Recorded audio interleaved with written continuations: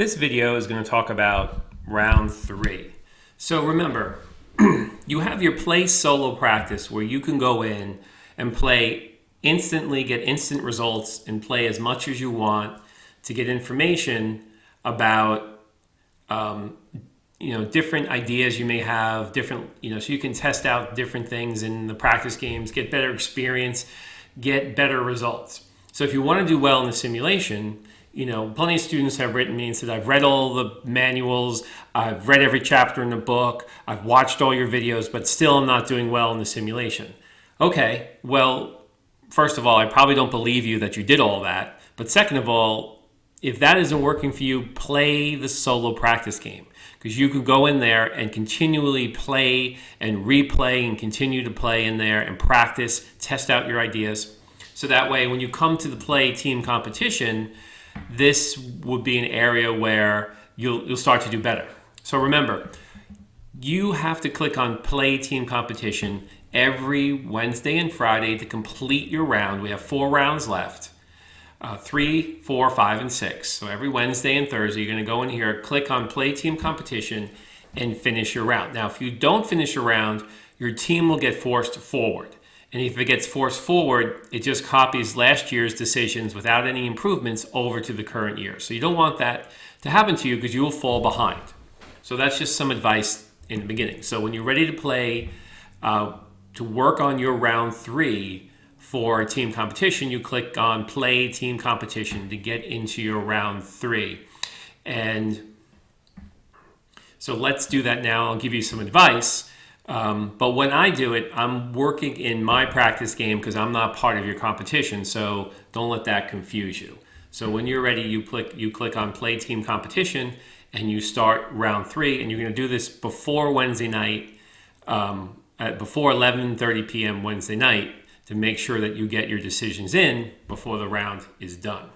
Okay, so let me start my game. Okay, so for demonstration purposes, I'm in year 3. If I look at my overview points, I see that I've increased my sales, but my quick ratio went down. So my current assets and current liabilities is shifting a little bit more to current liabilities. And if we look at my profit margins, they've went from gross 46 to 50, operational 27 to 31%, and net 0.19 to 0.21. So I made nice profits, nice points in my profit margins, which translated to points in my total asset turnover, return, earnings per share, return on assets. I didn't do so well on return on equity or equity multiplier because having borrowed money, I increased my size of debt, but not as fast as I've increased my equity. So I've increased my equity pretty fast. And my return, the profits in relationship to the equity, hasn't increased as fast as my equity did. So that's why my return on equity went down a bit, because my equity has swollen pretty fast. And as your equity base gets bigger, and it's not necessarily the worst thing, but it's very hard to have a strong return on equity when you're growing your company, you're creating a lot of equity every round. So when the market capitalization increases, much of that increase in the market capitalization is going into the equity pool.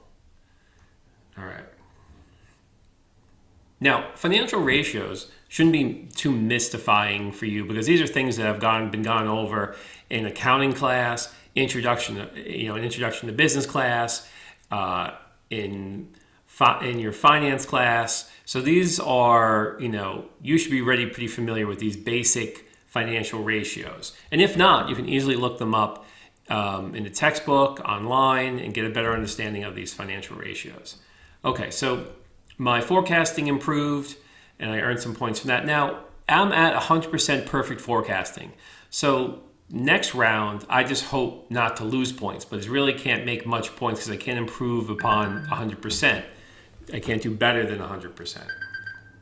So my operational investments increased by 95% because I made a lot of operational investments, so I made 95 points for that, and I had a surplus. So 484 is my points. Now I also went over this at the end of the previous video, so this is nothing new. Now, if I want to improve my performance or understand, some students will email me, I finished the round, but I have no idea what I did or how I'm doing. Please help me. And I say, well, watch the video. In the video, I show you how you go to the assessment tab. And if you didn't do excellent in any category, then you're going to have less than 5 stars. And you can read about how to improve it by mousing over and hovering over this information icon. So in most areas, I did very well last round. My total asset turnover was not as good because I purchased a lot of assets. So I'm still a little poor in that area. My return on assets was better because I did make a lot of profits. Now my return on equity, even though I didn't make a lot of points, I still have a pretty high return on equity. Operational investments were still a little low. It tells you how to improve them and what the value is. And my cash management was still, it was average, but not above average. So I can kind of read over my total points were excellent. So this is where you go to figure out and understand exactly how you performed in the simulation. Of course, you want to look at the charts again, specifically the performance charts, and go in here and review how you progressed every round. And specifically, you always want to look at this market potential to sales. So I only forecast 3,300. I missed 83 vehicles here. I missed out on selling 71 vehicles here. And luxury, I really missed out on. I only forecasted 2,000, but I could have sold almost 2,300. So I had to keep these numbers in mind when I do my forecasts again.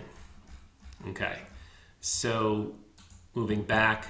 Industry review, I could look at the other companies, all the other students in the class, and see how they did, what was their market potentials, what was their profit margins per vehicle, what were their sales prices, how did they do the key features for all their cars, what were their total points and the sales dollars, their profits, and their total points for the round for each year. So I could really get a benchmark to see how I'm doing compared to the other players in the simulation. I can review my financial statements, and now I'm ready to start year 3. So I have year 2 decisions conveniently over here, and I noticed that customer expectation ranges have increased. So customers are expecting more from my vehicles, and it looks like the sales price went up about $500. So I can, or maybe $1,500. So I could sell it for a little bit more higher price, but customers are expecting more in their vehicle. And my operational cost reductions went from $1,500 to $2,700 due to the investments I made in my operations page. So here I'm going to put in some information and see my profit margin. Okay. And so let's see, now my profit margin is going down. That's not good. I don't want that. So let me, okay, so now I got my profit margin up a bit. Okay, so, and I'm going to reforecast now. And how am I forecasting? Well, I'm looking at the student user guide. I'm seeing the growth rate for the vehicle. I'm seeing my last year's sales performance, and I'm seeing what the average expected sales are per team. And I'm combining that information to kind of put in a forecast. And I also have to think that, is my car going to be more attractive than other teams? I think this car is not as attractive as other teams can build. They probably could have a lower price. So I'm not really forecasting at the top end of my range.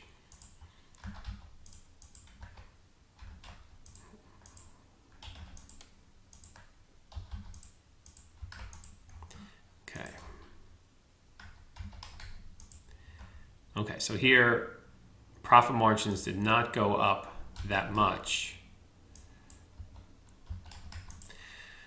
Okay, so I got to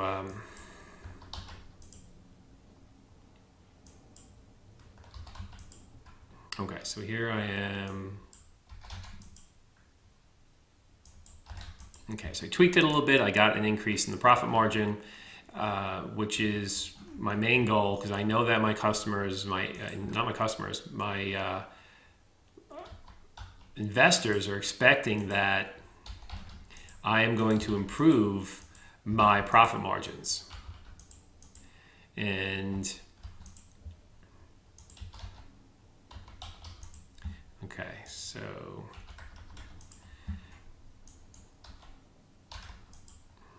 it's getting harder and harder to make that improvement, but I'm trying to get at least 5 percentage points higher than last round.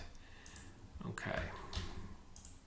And I also want to, try to beat my features from last year, because if I'm making a new model, it should have at least better features than the previous year. Otherwise, I'm probably going to really disappoint my investors. Okay, so luxury.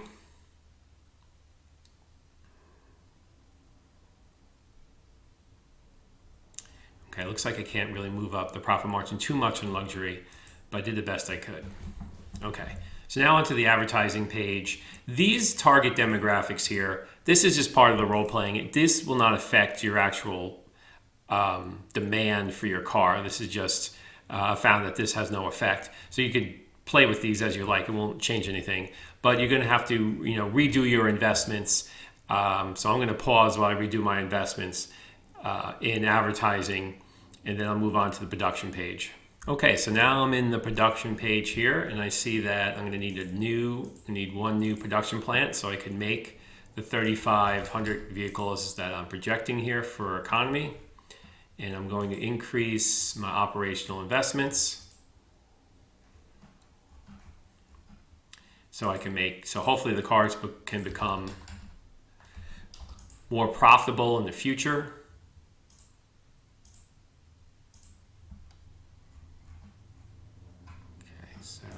And spending a lot on these new production plants, so that's going to be an expensive year for me. So year 3 might be a hard year to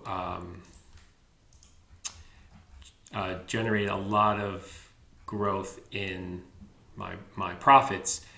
In my assets. No, not even my assets. Really generate a large total asset turnover, because I'm going to be buying a lot of assets here. So it's going to put some pressure on my total asset turnover and my return on assets, because I'm really greatly improving the size of my assets in relationship to my company. So this could be troublesome. Let's see if I have enough money to afford all these operational improvements. Oh, I do. So I have a surplus of 22 million. That's great. So maybe I'll retire. My long-term debt is the most expensive, so I'm going to retire just 5 million here to get that long-term rate down on my debt. And I still want to have at least 17 million as a cash surplus just in case. So now at this point, this is the last step, is the financial page. So I'm going to complete. So when you complete in the team environment, you don't get instant results, because we have to wait till all the teams have finished, so that behind the scenes, the mathematical algorithms of the simulation can run and produce results that one team's decisions will directly affect another team's results. So I'm not going to actually complete year 3 here, because that confused a few people last round. They're emailing me, why didn't I get results after I completed? Well, because I'm doing what is my demo game, just to show you what to do, because I'm not in your team competition. So when you complete your year 3 for team competition, it's just going to say you've submitted your input, and you're waiting for the computer or me to process the round into year 4. So I'm not going to show you the direct results of my decisions yet, but I will cover them in the next video, where I will review the results. Okay, so I hope you found this video helpful for you to navigate and complete year 3.